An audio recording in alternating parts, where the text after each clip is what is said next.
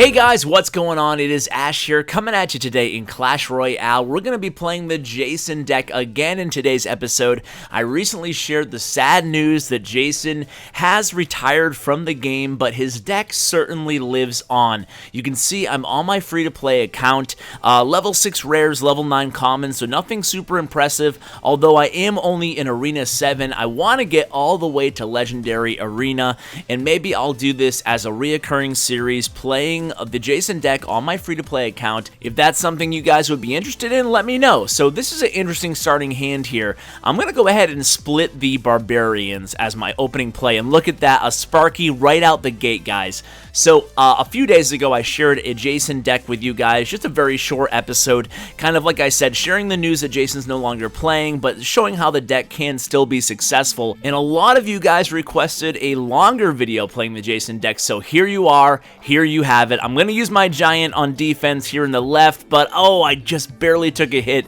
from that Sparky. So when you're going against a Sparky deck and you're playing the Jason deck, it's very important that you use your Giant to distract Sparky in the opposite direction, and then you lay down some of your smaller units from behind the Sparky. So I took down his right tower. I'm happy about that, but he definitely got a hit on my left tower, and that hurt. That Sparky, one hit can definitely leave you totally reeling from the Sparky's devastation there. So the thing about these beatdown decks, I mean, this is obviously still a beatdown deck, and the thing about it is you always want to pump up as much as humanly possible. So make sure you keep those pumps going. Oops, I meant to split those Barbarians there. That was a misplaced by yours truly. But the idea here with this deck is I like to split the Barbarians, and I like to bait out the Fireball or arrows, and then use the minions on defense on the other lane. I'm going to have to use archers in a pinch here. I don't want to get too many hits on this right tower, especially with this wizard right in tow. So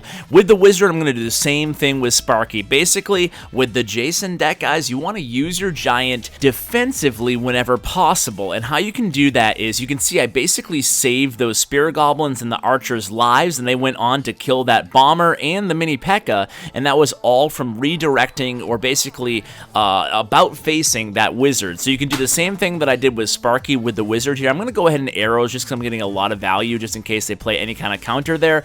But you can see right now I'm looking pretty good in this match. So again, here's a Sparky and here's a wizard. I'm going to play the Giant up here again. Now the Giant's going to probably die, but it gives me time to play the minion horde, and I'm able to counter what otherwise could have been very, very difficult. It was a wizard and a Sparky coming at me. I couldn't play the minion horde unless I played the Giant a little bit to the left and then the minion horde a little bit to the right. So this is going to be a good match to start out with here. Not worried about this Sparky anymore, and it looks like it's going to be a 3 crown to open up today's episode. So indeed it is. We got the 3 crowns. So let's see how many of these we can get. With a Jason deck, you're going to get a lot of 3 crowns. I know a lot of you, actually like 99% of you, literally had positive feedback about the most recent Jason videos, saying that you're still using the deck, or a deck with a few adjustments made here and there. A lot of you have added the Princess to the deck, and that's totally viable. You can add the Princess for the archers if you have Princess,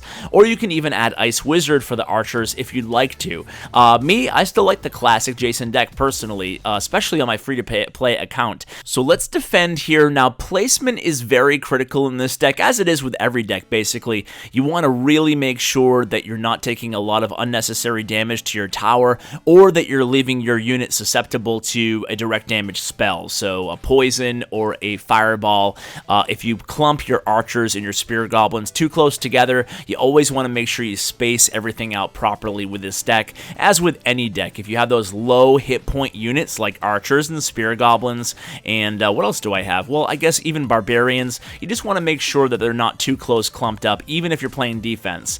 So now here comes a witch and a giant. I do have the elixir pump on the board, so I'm going to play the barbarians way back towards my tower. Reason I did that is I wasn't sure sure if he had any splash damage coming at me. See those fire spirits, for example. So it looks like he got a lot of damage done to my right tower, and that's one thing about this deck too, is you don't want to panic. I might not win this match, of course, but you're gonna take damage here and there, especially with this deck where I don't have any defensive structures at all. There's no cannon or anything like that, so I cannot distract so he obviously thinks I'm very low on elixir. I wasn't that low. I had 5 or 6 available, so I'm gonna play the barbarians over here. So because I don't have a cannon or anything like that to distract their tanks, it's a little bit difficult to mitigate all damage that's going to be done. So that's my long way of saying that don't panic if there's a little bit of damage on your tower. This deck can dole out a ton of damage offensively, and I actually like where I am right now in this match, mainly because I have the elixir advantage. I have the pump on the board, and I'm going to be able to stop this push, and I'm going to be able to turn it into something hopefully right now.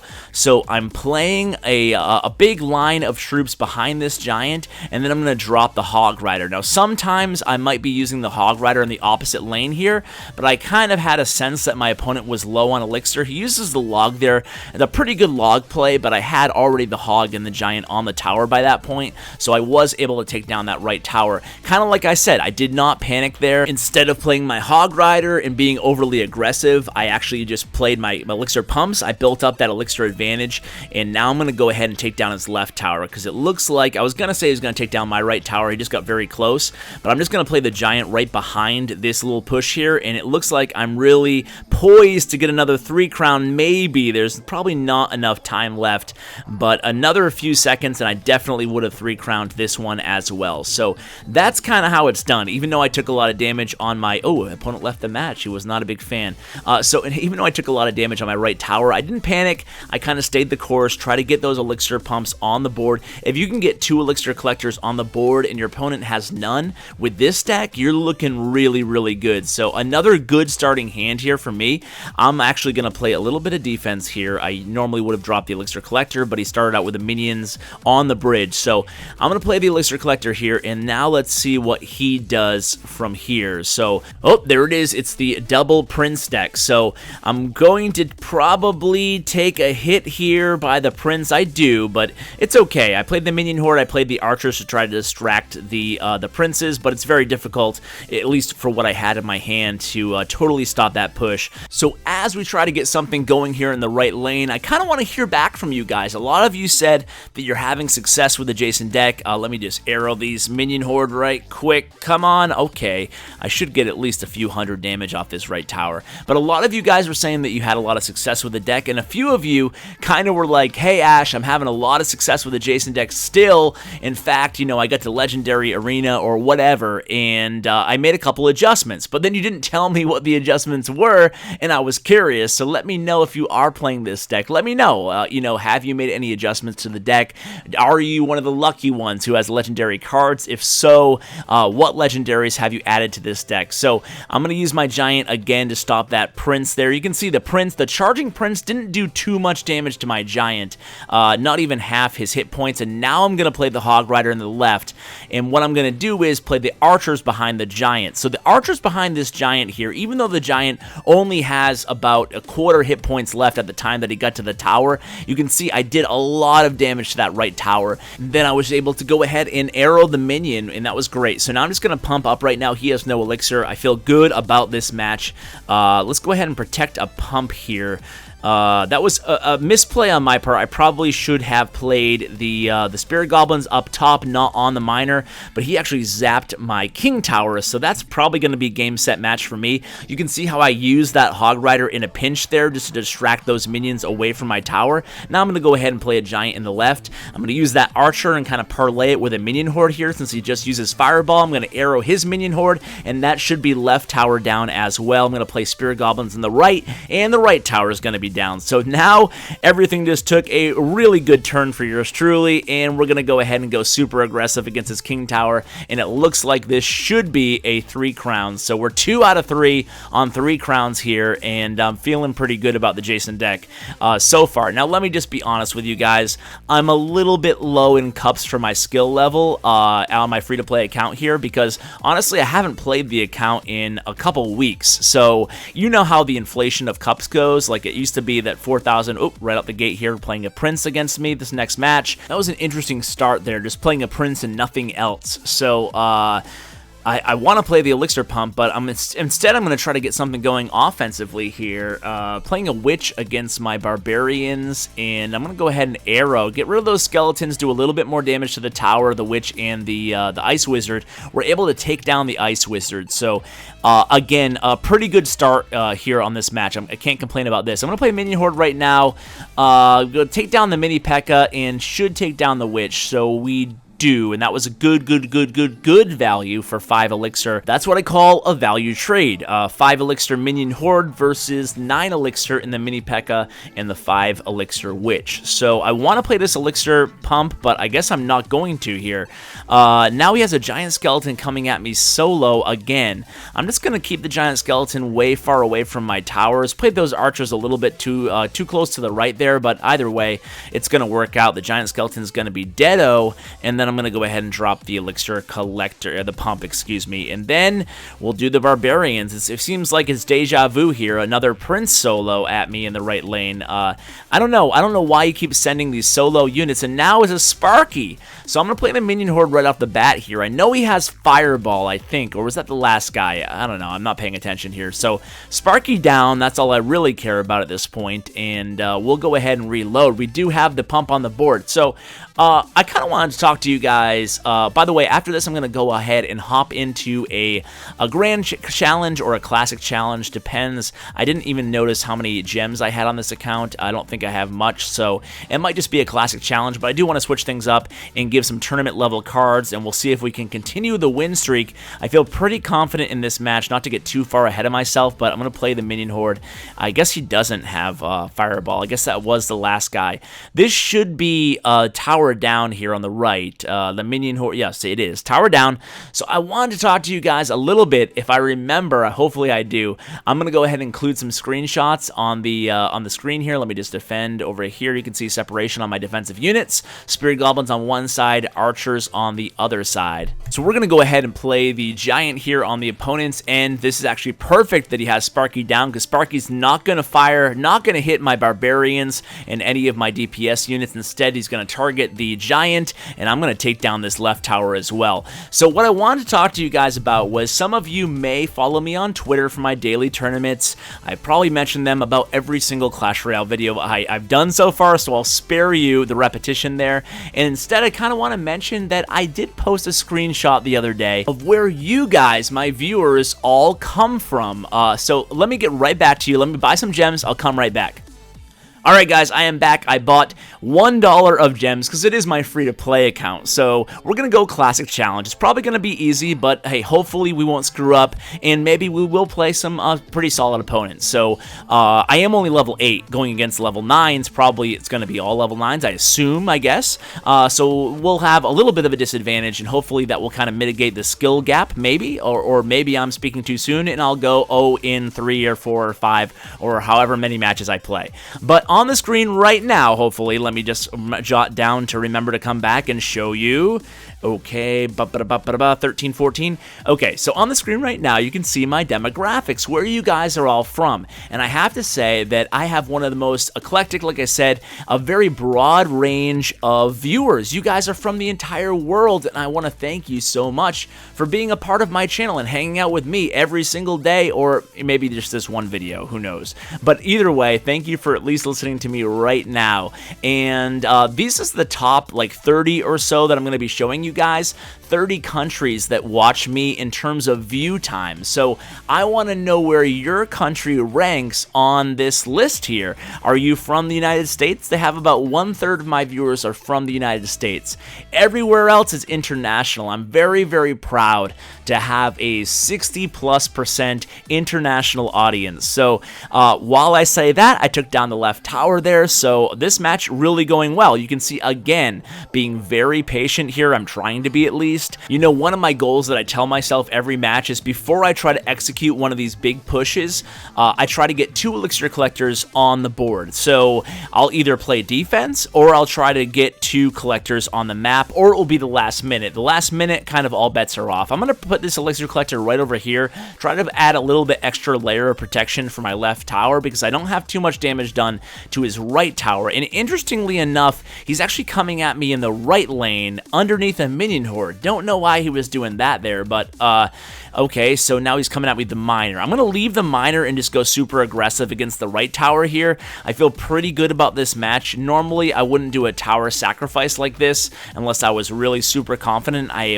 had the big edge, and I think I do right now. So I'm going to play the giant in the left lane, kind of put some pressure on his king tower, and at this point, I'm going to give him the tower, and I'm going to play the minion horde behind the giant. I'm going to get greedy here, try to go for the 3 crown, and of course it fails. That's what happens when you get greedy, guys. I mean, I'm still going to win this match, but that was silly. I should have just went for the right tower, and those are just lessons that you have to learn, and I'm still learning them right now. You don't want to be super, super aggressive when there's no need to be. I could have just played defense, gone after that right tower, and I would have been totally fine, but instead I was like, ooh, I'm recording for YouTube.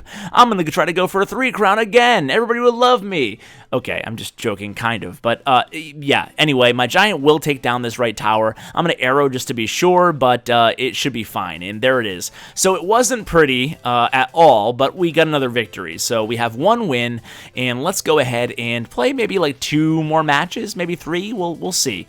And but as I was saying, guys, India really representing. India overtook UK, the United Kingdom. UK was number 2 for so long for me as far as my viewer demographic. I'm not sure if you guys actually care about this type of thing, so I won't blab about it too much longer, but I just find it absolutely wild. You know, I'm an analytical guy. I like numbers, so I do look at my analytics from time to time. I can't lie and pretend that I'm impervious to it, but I really have no problem admitting that I think that one of the coolest stats out there is your demographic, finding out where you guys are watching from, how many minutes you're watching depending on your location. Some people have more patience, I guess, for my long rambling and ranting at times than others, but either way, I find it absolutely wild. So be sure to drop me a line, tell me where you guys are watching from, and meanwhile, this match is kind of getting away from me a little bit. I'm taking some damage on both of my towers. I'm going to play the giant over here defensively again in the left lane. I'm going to play the minion horde behind it. Unfortunately, he uses the arrows, but that's kind of a semi-bait there because I'm going to play the spirit goblins right behind,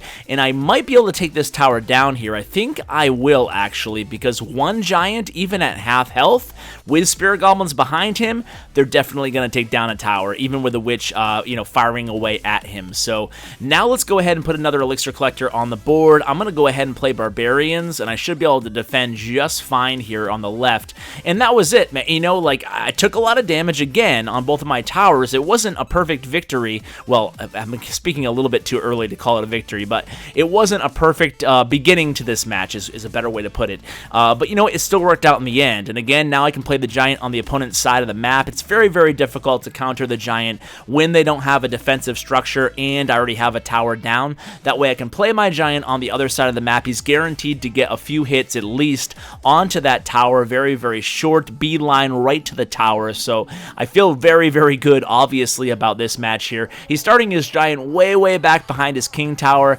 and I don't blame him. He's probably going to try to get a big monster push, so I'm going to try to play defense here in the left. I have the elixir collector kind of as bait for the giant to get him off track. I'm going to go ahead and arrow here just to try to get rid of those skeletons, get a little bit more damage off of those musketeer and the witch, and I'll play barbarians right on top of them. And the barbarians, you can see I placed them a little bit behind the Valkyrie. That way they could obviously live and take down the witch and the musketeer without having to engage the Valkyrie. So again here, playing the giant, using him to distract the witch and whatever he had out there, I didn't even notice.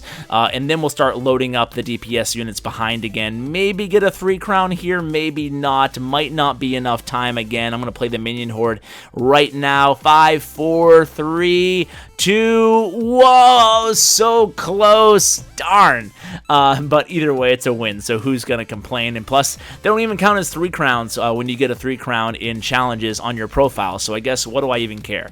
But anyway, so demographics, that's pretty much my conversation there, guys. I mean, I just think it's really cool, and I wanted to thank you all again just for being viewers and subscribers, and it just means so much to me that you guys tune in to me. I know I get so many messages from you guys saying that you really genuinely look forward to my videos as a part of your day, as a staple of your day, and to me that's just wild to think that me, just, you know, Ash, just sitting at home, that people actually tune in, thousands every single hour to watch me play. It's just an honor. I can't tell you how much it means to me, guys, so thank you. If you missed my 200K subscriber special, I am giving away an iPad Air to somebody, so there is time to still enter that contest. You might want to check it out. It was a couple days ago that I posted that video now, so again, the contest is still running, so you might want to check that out if you have any interest in that sort of thing. And again, in case you didn't watch the video, I just wanted to thank you all from the bottom of my heart for helping me,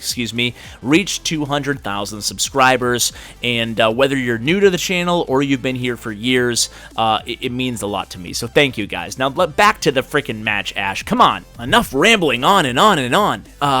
Okay, so I have 2 elixir pumps on the board, and you know what that is, guys. I just hit my goal. So now we can do a big push. So he has a P.E.K.K.A coming at me. Not too worried about that. We're going to put the giant in the right, and we're going to parlay it with a hog rider. It's going to be a giant, hog rider, archer, spear goblins. Why not? We're going to take down this right tower, guys. Then I'm just going to play the barbarians right on that P.E.K.K.A, and I should be totally good to defend too. I have the minion horde. You know what? Let's do minion horde on the P.E.K.K.A, and then we'll save the barbarian just in case, because barbarian's obviously a little bit of a better defensive option than the minion horde, but minion horde, they do damage much faster. So what I can do is use the minion horde as bait in case they have arrows or fireball or something, and then I can play my barbarians if I needed to. Of course, I didn't need to, so the point is moot. But you can see a decent amount of damage off both of the towers here. Let's just send the hog rider in on the right. Let's see if he counters it. I love to send my hog rider in once they drop a really heavy or expensive card behind their king tower in the opposite lane, because look what he just did there. He used spear goblins, or goblins. He used goblins and an ice wizard, so that takes 5 elixir away from his P.E.K.K.A push. So now he has a hog rider, a wizard, and a goblin. Wow, he's throwing a lot at me here. Let me just concentrate. So we had to use the minion horde against that wizard. Even though I lost a few of them, I had to get that splash damage off the board there, and I lost my tower as well. Now I am going to take down this right tower. I have the giant and the hog rider on that right tower. Ooh, I thought I was going to take it down. I guess not. Well, I'm going to definitely take down the left tower. I have minions, archers, and a giant on the left tower. So I'm going to go ahead and send the hog rider right in on the right tower. It was a little bit too close for comfort there. I'm not going to lie to you guys. That was a little bit way too close. So let's put the giant on the board here. But look at this in the left. Pay attention to the king tower, guys. I have archers, spear goblins, and a giant on the king tower. This is going to be a 3 crown, guys. So that's a perfect way to end this episode. Guys, thank you so much for watching. It's about a 20-25 minute episode. Can you guys handle longer? Let me know in the comments below, and maybe I'll do an hour-long episode, do a whole classic or a grand challenge for you guys. So guys, thank you so much for watching. I appreciate it, and as always, take care, guys.